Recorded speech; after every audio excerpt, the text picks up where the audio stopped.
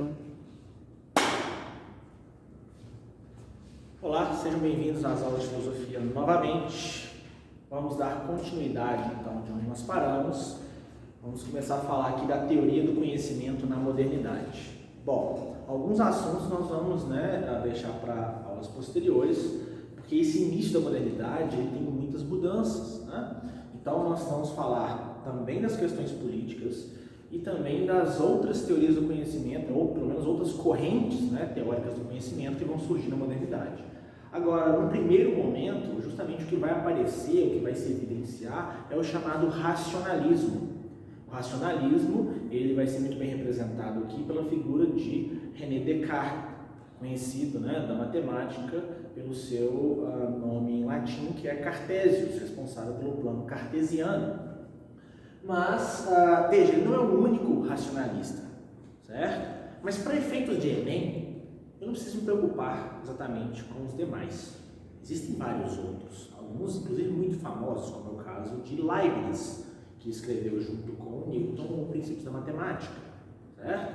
Mas para fins de Enem, vamos tratar do racionalismo a partir da perspectiva cartesiana. Até porque os desdobramentos teóricos posteriores, na sua grande maioria, estarão voltados à teoria cartesiana. Então, o que o Descartes faz de tão importante aqui? Por que ele é considerado o pai da modernidade? Primeiro, nós temos que entender que esse é um sujeito formado na área de ciências humanas. Porém, esse é um período de muita turbulência, inclusive intelectual. Nós já tínhamos comentado anteriormente como que no final da antiguidade o ceticismo ele ganha força, uma vez que as teorias dogmáticas não conseguem preservar a integridade das suas verdades, vamos dizer assim. Isso faz com que os indivíduos fiquem um pouco mais receosos, um pouco mais inseguros em relação às suas crenças, às suas verdades. Do ponto de vista intelectual, isso volta a ocorrer no início da modernidade. Por quê? Porque ali eu tenho um período de muitas mudanças ao longo do Renascimento. Nós falávamos na aula sobre Maquiavel, e sobre a filosofia do Renascimento, como que as coisas estão mudando, as perspectivas, as práticas, as crenças. Isso faz com que justamente esse ceticismo aflore novamente. A dúvida, as incertezas. E nesse contexto, o próprio Descartes, que tinha se formado, ele está muito inseguro, muito incerto sobre não a qualidade da sua formação, mas um pouco insatisfeito sobre as suas concepções, os valores que eram apresentados dentro daquela formação naquele contexto. Então, um pouco ali, desanimado com essa formação em ciências humanas, ele acaba, por questões pessoais, indo parar lá na Holanda, que na época já era um sinônimo de liberdade, progresso, tanto que as questões científicas vão se desenvolver muito naquela região. E aí lá, um pouco desanimado com a sua formação, ele decide se dedicar às ciências naturais, às ciências exatas, mais especificamente à matemática. E ele vai progredir bastante dentro da matemática, tanto que ele vai desenvolver lá o plano cartesiano. Então ele vai cumprir um papel de importância fundamental dentro dessas ciências exatas, dentro das ciências chamadas naturais. E aí ele fica um pouco em dúvida se seria possível, aos moldes do que eu tenho na matemática, construir um conjunto de regras, um conjunto de critérios para ordenar o conhecimento nas ciências humanas, de maneira que ele consiga alcançar verdades tão, vamos dizer assim, concisas ali, verdades um pouco mais menos problemáticas, certo? Na filosofia, de forma como ele tinha na matemática. Então ele está olhando para a matemática e falando, olha como é que a matemática funciona, olha como é que é legal, olha como é que a aplicação me traz um resultado que eu não tenho dúvida. Ela me traz um resultado que eu posso confiar. Ela me traz um resultado que não cabe muita especulação. Um resultado ali, né, que é muito confiável. Então ele está olhando para a matemática e ele começa a pensar o seguinte: bom, como é que a matemática funciona para que ela alcance esse tipo de resultado, ou esse tipo de certeza? Então ele começa a investigar quais seriam as regras do funcionamento dos conhecimentos como da matemática, de modo a tentar replicar isso nas ciências humanas, na filosofia. Então, qual que é o projeto cartesiano? Entender essas regras e criar essas regras para as ciências humanas, para que, por exemplo, a filosofia, na hora, né, do seu funcionamento, na hora de operar a filosofia, ela me traga verdades indubitáveis. Então, o que está acontecendo aqui? Eu tenho uma influência do ceticismo no contexto, né, que ele está inserido. E ele está tentando resolver isso. Como é que eu vou resolver isso? Bom, eu preciso de criar regras. E aí, seguindo essas regras, o conhecimento que eu vou obter, ele vai ser tão certo quanto o conhecimento da matemática. Então ele vai apresentar lá as regras do método, o discurso do método, onde ele vai buscar então, né, explicar como que essas regras, né, deveriam funcionar, para ele justamente, né, estabelecer esses critérios e tentar aplicá-los na filosofia. Então observe como é que a questão aqui racional ela está muito presente. Ele está tentando, né, trazer aquela racionalidade da matemática para a filosofia. Ele vai apresentar 4 regras. Quais são essas regras? E veja, qual que é o problema aqui? É que aqueles conhecimentos, veja, qual que é o conhecimento filosófico que eu tenho? Qual que é o conhecimento mais proeminente naquele contexto? Do início, né, do período do Renascimento até o início da modernidade. É a chamada escolástica, nós falamos sobre ele. Só que essa escolástica, ela começa a sofrer ataques, por assim dizer. Ataques no sentido acadêmico.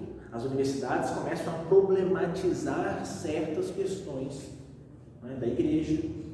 Alguns indivíduos, né, do campo lá daquilo que depois vai se consolidar como ciência, eles começam a especular sobre uma imprecisão, pelo menos, do conhecimento escolástico. Então começa ali um enfraquecimento da hegemonia intelectual da igreja. Não só do seu poder político e econômico, mas também da sua questão intelectual. E aí, justamente, esse enfraquecimento ele faz, né? Ele fortalece, ele faz florescer o ceticismo. E aí Descartes ele vai se colocar nessa posição. Ora, influenciado por essas questões céticas, ele vai tentar responder a esse ceticismo, responder a essa tradição, tentando, então, né, buscar coisas mais adequadas. Primeira regra do método, a regra da evidência. Eu só posso tomar como verdadeiro aquilo que for claro e distinto. É o que acontece na matemática. Ele está vendo aquilo e falando assim, olha, isso deve aparecer aqui na filosofia. Ele só vai considerar como legítimo aquilo que foi evidente. Se não for evidente, ele se vê obrigado a, justamente, né, em função das questões céticas, a colocar aquilo sob investigação. Então, eu só vou assumir como legítimo aquilo que for evidente. Eu vou dividir a regra da análise, vou dividir o problema em quantas partes quanto forem necessárias. Para quê? Para que eu possa analisar cada uma delas ao seu tempo, com as suas preocupações, com as suas questões, para eu não confundir nada, para eu não assumir coisas que não são evidentes, por exemplo. Então, qual que é o equívoco que ele está apresentando aqui? Que ao longo de alguns argumentos da filosofia, se observava que o sujeito assumia certos valores, certas questões, como evidentes. Aí que está o erro. Então, o que ele vai buscar fazer? Dividir os argumentos na maior quantidade, ou veja, na quantidade necessária, né? E ainda que seja muito, não faça, não tem problema. Sempre que for necessário, dividir esse problema para fazer cada uma das partes daquela equação. A regra da síntese, a ordenação do raciocínio. Começando das coisas mais simples, indo para as coisas mais complexas. Começando, então, da abstração mais elementar, para dali começar a conseguir operar com aquelas abstrações. Ou seja, aprender a subtrair e somar para depois aprender a multiplicar e dividir. Para depois aprender radiciação e potenciação e por aí vai. Então, eu começo daquilo que é mais simples. O argumento ele vai crescendo em complexidade em cada uma das suas partes. Ordenação do raciocínio. Observe aqui a questão do racionalismo que nós estávamos falando. É um apego muito grande a essa concepção de que a verdade ou o conhecimento, para que ele seja alcançado, eu tenho etapas dentro de uma análise racional. E, por último, a regra da enumeração, da verificação completa, ou seja, de tratar o argumento em cada uma das suas partes, mas nele também como um todo. Ou seja, sempre que for necessário, voltar em cada uma das partes para verificar se ela ainda se sustenta, se aquilo ainda vale, se aquilo ainda é evidente, se aquilo está adequado. Por quê? Para não justamente assumir coisas que não são evidentes. Então, a todo tempo, eu vou ter ali essa recursividade dentro da estruturação do argumento, certo? Essas são as regras. A apresentação dessas regras tem como a influência, tem como referência o que ele está observando lá na matemática. Então, ele está tentando ali construir o que ele observou na matemática para tentar aplicar na filosofia. Então, qual que é a ideia dele? Fazer com que o conhecimento filosófico seja tão certo, tão evidente quanto o conhecimento matemático. Só que ele vai encontrar problemas, obviamente. Certo? Então, entendido as regras, agora eu posso aplicá-las. Ora, eu vou aplicar as regras onde? A forma de conhecimento que eu disponho. Qual o conhecimento que eu tenho, ou pelo menos qual o entendimento que eu tenho sobre como se chegar ao conhecimento naquele contexto? É um conhecimento escolástico, é uma compreensão medieval. E para os escolásticos, como nós vimos lá na aula de Tomás de Aquino, o conhecimento começa pelos sentidos, abstrai deles para se formar no intelecto. Certo? Então, o que ele vai fazer é tentar aplicar as regras do método à concepção escolástica. E aí começa o problema. Por quê? Porque onde começa a questão escolástica? Nos sentidos. Começa nos sentidos. Porém, veja, o que ele está dizendo aqui? Eu só posso tomar como verdadeiro aquilo que for claro e distinto, que for evidente, que eu tivesse certeza.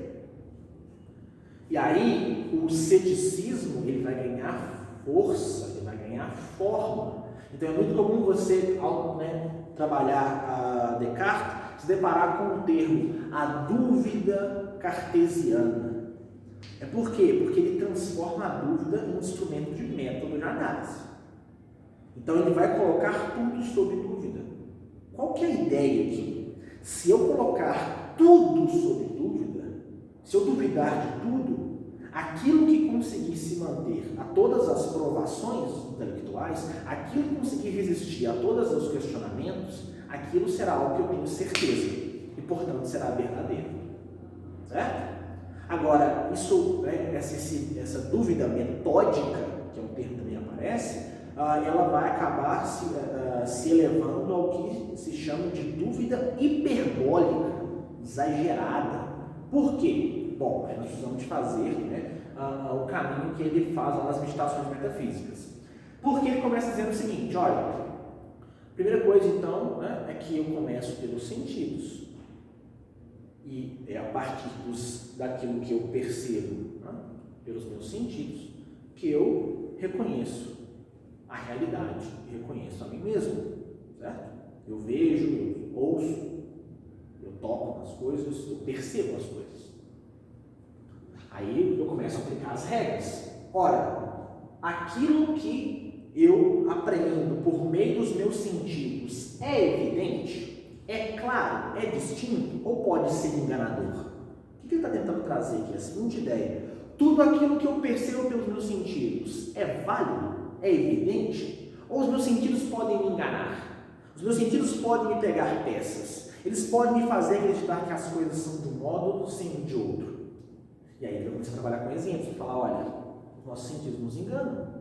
Às vezes eu tenho percepções equivocadas.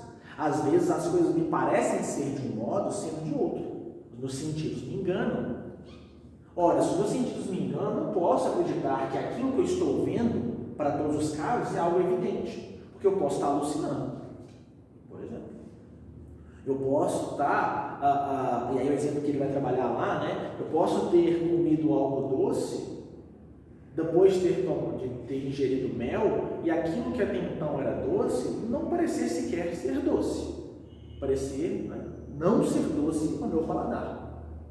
Então ele fala: olha, a coisa é um pouco mais complicada. Então ele começa a colocar em dúvidas os seus sentidos. Aquilo que ele percebe por meio dos sentidos. Porque eles podem ser falsos. Só que aí, veja, se eu coloco isso em dúvida, eu sou obrigado a colocar em dúvida também aquilo que eu conheço, aquilo que eu penso. Por quê? Porque aquilo que eu penso, do ponto de vista escolástico, pode ser um resultado, né, dada a abstração daquilo que eu percebi, mas tem um outro ponto. Pode ser que a minha própria mente, ou pode ser que o meu próprio intelecto, né, ele me engane. Como assim? Ele me faça acreditar que as coisas são reais, não sendo. Exemplo: sonho. Quando eu sonho, meu intelecto me faz acreditar que aquilo é real, e em muitos dos casos eu só percebo que aquilo era falso quando eu acordo. Para todas as circunstâncias, aquilo parecia ser a realidade.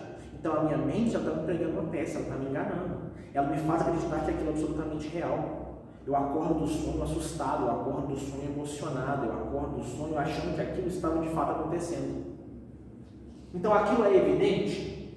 O que, né, se passa na minha mente é evidente? Ou eu posso estar sendo enganado pela minha própria mente? Eu posso estar, né, sendo ludibriado de alguma maneira? Porque se não for evidente, eu sou obrigado a abandonar, né? Eu não posso levar em consideração, pelo menos não nesse momento, porque eu estou seguindo aqui as regras do método.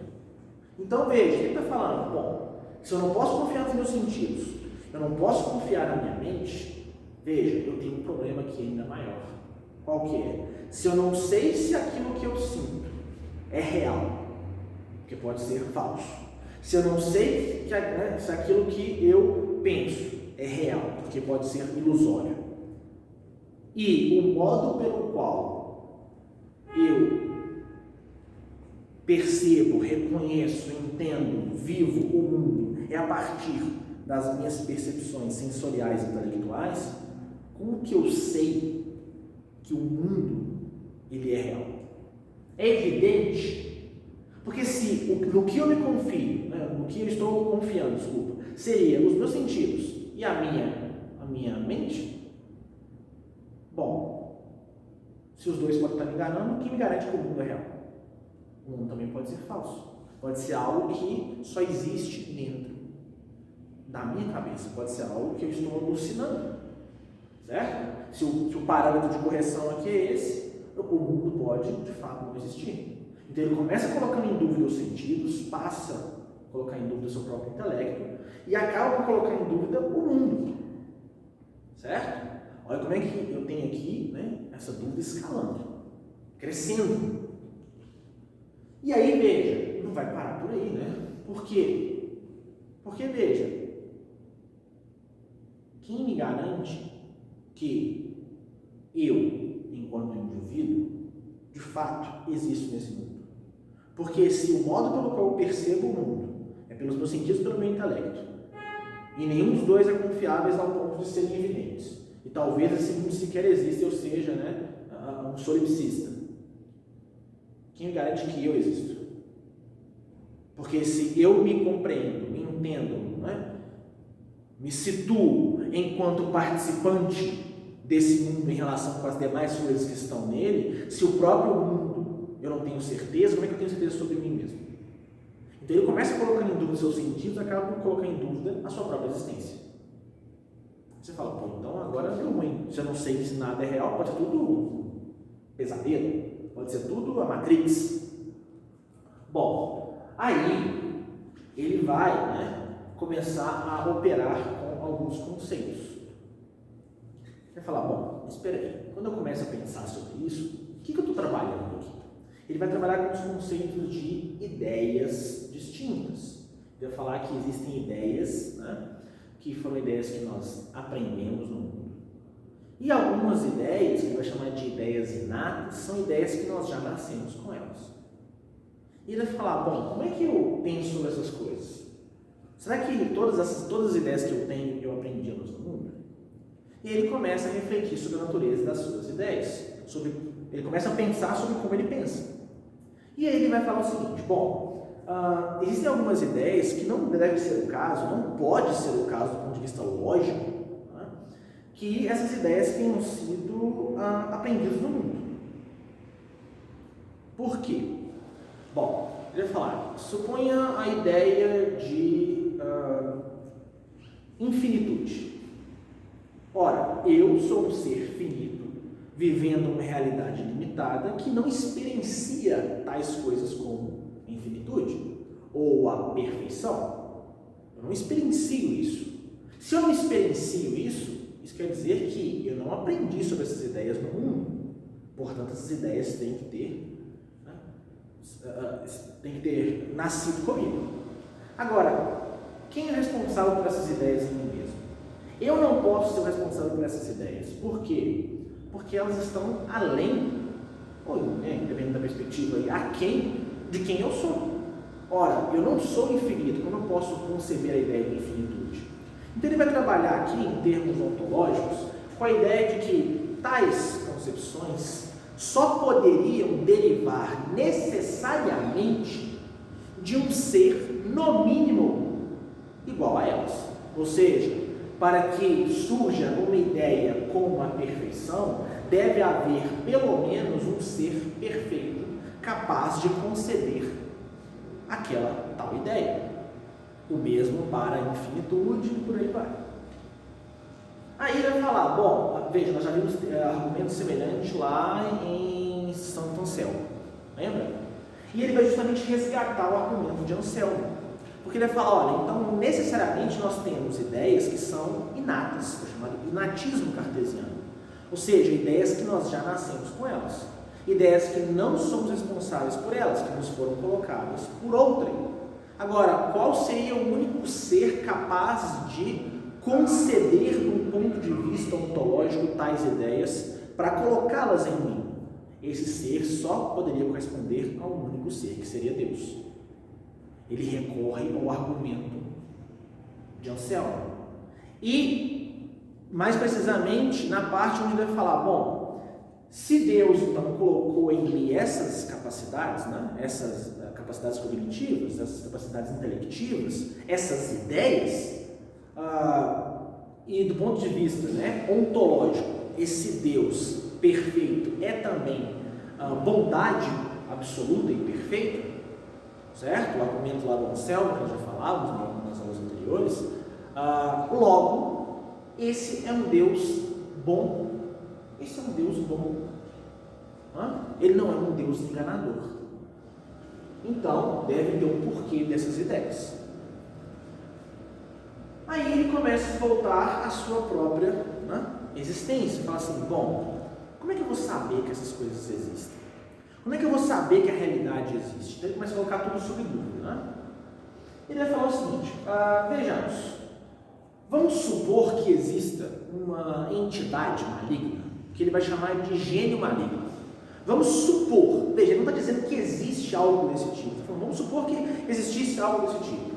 Se existisse um ser capaz de me enganar sobre aquilo que eu penso, sobre aquilo que eu sinto, sobre a minha existência, teria como eu saber que estou sendo enganado? Ou seja, se existisse uma entidade super poderosa, capaz de enganar os seres humanos acerca daquilo que eles estão vivendo, teria como eu saber que eu estou sendo enganado? Se ela me faz acreditar em X, me faz sentir X, faz parecer que o mundo é desse jeito, que nós somos assim, teria como eu saber que estou sendo enganado? Falar, não teria como eu saber. Não teria como eu saber isso. Bom, mas se isso ocorre, então eu tenho um problema. Como é que eu sei que o mundo não é uma enganação dessa natureza? Como é que eu sei que não é tudo fruto dessa, né, dessa ilusão criada por essa entidade, né, que ele está colocando dentro dessa hipótese, certo? Ele vai falar o seguinte, bom, imagine que eu me coloque na situação de escrever um tratado filosófico, e ele vai narrar essa situação, vai falar, olha, imagine que eu estou aqui escrevendo sobre a impossibilidade de se saber a verdade de algo, que é o que a gente está colocando aqui em pauta. Imagine que eu estou aqui escrevendo sobre isso. Se esse gênio maligno consegue me enganar, ele consegue me fazer acreditar que eu estou escrevendo, porque eu vejo que estou escrevendo, eu sinto que estou escrevendo, eu penso que é isso que está acontecendo, que eu estou escrevendo. Agora, quem me garante que isso é real? Que isso de fato existe? Então, ele vai apresentar uma noção que vai dar origem a um termo muito famoso, né? Que é o penso, logo existo. Agora, tem um problema. Se existisse tal, né, a entidade, como eu saberia que estou pensando? Porque, veja, eu posso acreditar que estou pensando, quando, na verdade, o gênio maligno me faz acreditar que eu estou pensando. Em última instância, nem pensando eu estou. Agora, o que ele vai dizer? Que quando... Deixa eu pegar um pincel aqui para poder ilustrar isso, para ficar mais fácil.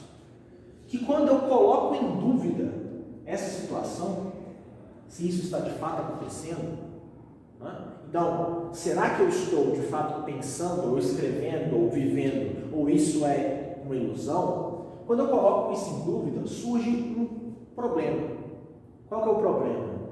Que pode ser que o gênio esteja me enganando sobre a própria dúvida.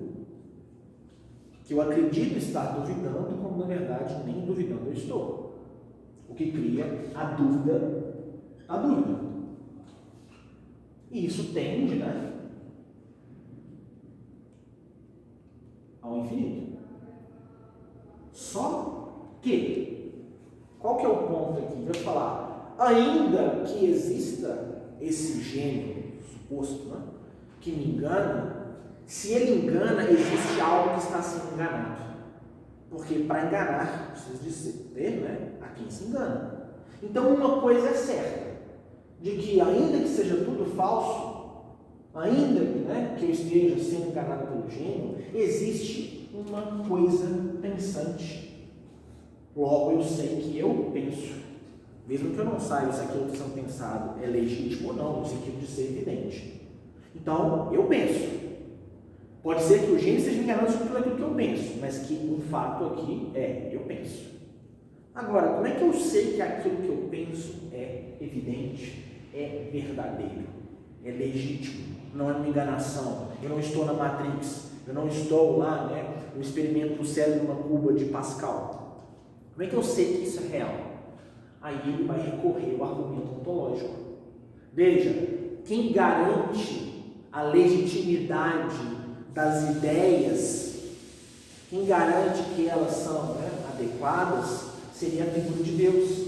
E esse Deus, que portanto deve existir, e portanto deve ser perfeito, e portanto bondoso, ele não me engana, certo? Qual que é a diferença do gênio maligno concebido aqui enquanto hipótese para o Deus do argumento ontológico de Anselmo? É que a sua existência pressupõe a sua perfeição, e a sua perfeição pressupõe todos os predicados que cabem a essa divindade, no sentido de ser também bondoso e, portanto, não enganador. Sendo assim, o que ele vai dizer? Bom, se Deus coloca em mim essa ideia inata, essa capacidade intelectiva, é porque ele não está tentando zoar com a minha cara. Para Descartes, Deus não é um grande troll. Ele não está simplesmente, né, me colocando para pensar, para poder pensar coisas que não existem. É justamente porque para conseguir lidar com aquilo que de fato é. Então ele vai falar, olha, já que Deus garante que o que eu penso, né, está de acordo, e é a partir do meu pensamento que eu consigo entender as coisas que estão no mundo, logo, né, esse mundo existe.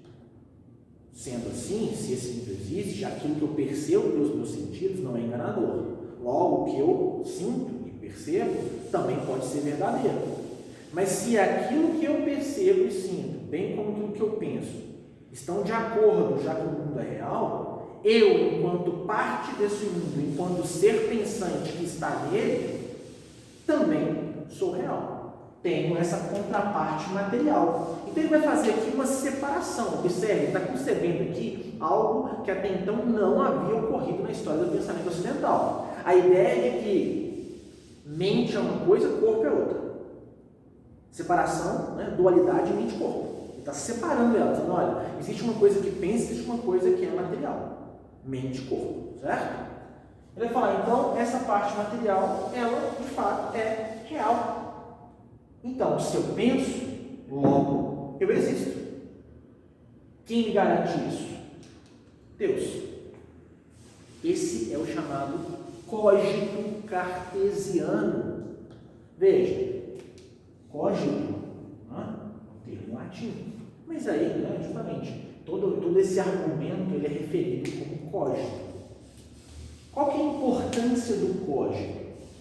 Primeiro, ele tem problemas, obviamente, porque vai ser apontado posteriormente o que se chama de uma lógica circular. Porque ele justifica o cogito a partir de Deus e se vale da explicação de Deus a partir do que ele apresenta no cogito. Mas aí não é a preocupação nossa aqui. Qual que é a nossa preocupação? Entendermos por que ele é o representante do racionalismo. Observem como que eu chego ao conhecimento a partir do uso da razão. Como que ele enxerga e percebe como, que no primeiro momento os sentidos eles não são confiáveis, certo? A experiência não é suficiente.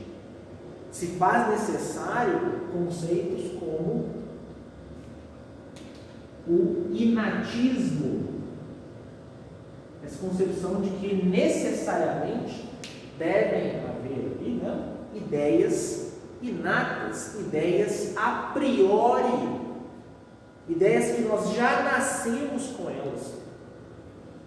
Ideias essas que seriam, então, fruto ali de Deus, certo? E é justamente a partir disso que eu tenho essa concepção. Você fala assim, professor, peraí, você não falou que a modernidade, ela tem uma nova forma de pensar e tal, e aqui você está falando de Deus ainda? Veja, observe como é que de fato eu tenho algo fundamentalmente novo. Só que a gente tem que entender que as mudanças, elas são gradativas, elas não são abruptas. Então o Descartes ele não está muito ligado, muito vinculado à tradição do pensamento. Esse racionalismo ainda está recheado, como nós estamos vendo aqui, de teologia, certo? Isso vai sendo mudado com o passar do tempo, certo? Isso vai sendo reapropriado de outras formas. Mas aí, justamente, o início da modernidade, ele se parece muito mais com o final do período medieval do que com o início do período contemporâneo, certo? Nesse sentido, de novo, Descartes é um filósofo. Observe como ele resgata as questões próprias da tradição da filosofia. Como é que ele volta naquele diálogo, nesse caso aqui, sobre a teoria do conhecimento. Ora, o conhecimento se dá, portanto, a partir da concepção racional do sujeito. Daí o termo racionalismo. Essa concepção cartesiana ela vai ser muito importante, porque, primeiro, porque essa noção de interpretar aqui, a questão matemática e analisar por via do raciocínio, ela vai alimentar ainda mais aquilo que nós estávamos vendo, que nós vamos ver, né, que vai surgir no Renascimento, que depois vai se configurar como o empirismo. Então, a revolução científica que ocorre no século XVII, ela é um desdobramento das ocorrências, né, anteriores, já, né, daquilo que está aparecendo no racionalismo aqui no século XVI, quer dizer, né, no século XVII aqui com Descartes, e que estava lá presente no Renascimento, né, do século XV, do século XVI, certo? Então, vamos falar um pouco lá depois sobre a filosofia do empirismo, a teoria do conhecimento, e como que isso vai se efetivar na revolução científica, certo? Então, nós temos, num primeiro momento da modernidade, duas grandes correntes da teoria do conhecimento. A primeira que nós estamos vendo hoje é o chamado racionalismo. Nós veremos na sequência o chamado empirismo. Mas aí a gente precisa de ver como é que isso, né, vai aparecer dentro das ciências e como é que isso vai ser reapropriado, não exatamente fora da ciência, mas de maneira mais precisa dentro da epistemologia, ou seja, dentro da teoria do conhecimento. Ou seja, nós estamos caminhando aqui para trabalhar autores como Galileu, autores como Francis Bacon, autores como John Locke, autores como David Hume, certo? Que estão ali no início da modernidade, quer dizer, início, né, não exatamente do ponto de vista cronológico, mas estão ali nas discussões centrais dessa primeira parte da modernidade, correto? Então, isso vai ser muito influenciado pelo que o Descartes está fazendo aqui dentro desse racionalismo, certo? Dentro do seu código. E aí, veja, é um autor também, né, que não chega ao nível do Maquiavel, né, de cair tanto quanto Maquiavel, mas que é bem frequente também, certo? Um autor aí bem trabalhado dentro da prova do Enem, correto? Então, nós voltamos nas próximas aulas com o empirismo e a revolução científica, tratando ali justamente, né, dessa primeira metade do século, primeira e segunda metade do século XVII e o início ali do século XVIII, correto? Para poder trabalhar a parte da ciência e da teoria do conhecimento nessa primeira parte da modernidade, correto? Bom, lembrando que quaisquer dúvidas, me procurar lá no Instagram, né? Passei o Instagram errado na última aula, não tem aquele ponto, é só o meu nome lá sem ponto, mas aí fiquem à vontade de me procurar, correto? Então, um abraço e até a próxima aula.